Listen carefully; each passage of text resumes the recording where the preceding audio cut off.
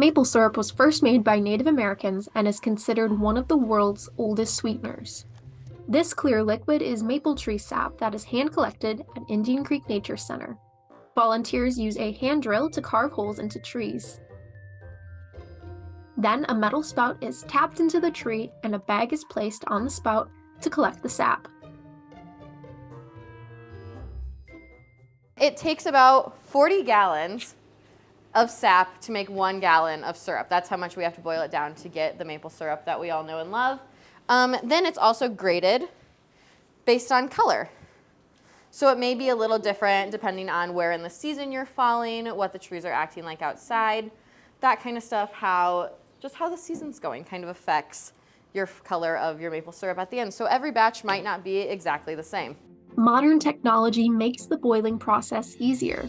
Indian Creek Nature Center program assistant Hannah Beeger showed guests how Native Americans made maple syrup before pilgrims brought in metal cauldrons.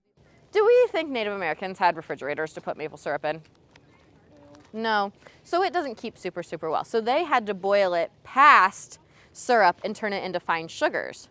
So what they would do, well, here's another question. Do we think the Native Americans had nice pots and pans like we do on our stoves at home? No. So they had to use wood troughs kind of like this. And would you be able to put fire right under your wood trough and boil your water in it or your sap in it? What would happen to your bowl?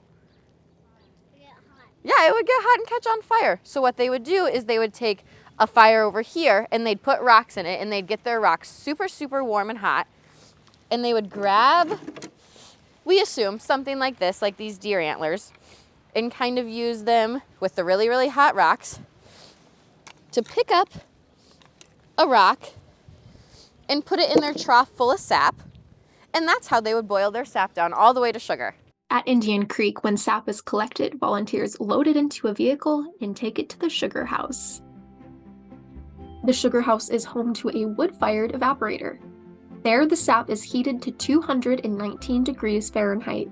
The sap is boiled down to syrup over the course of hours.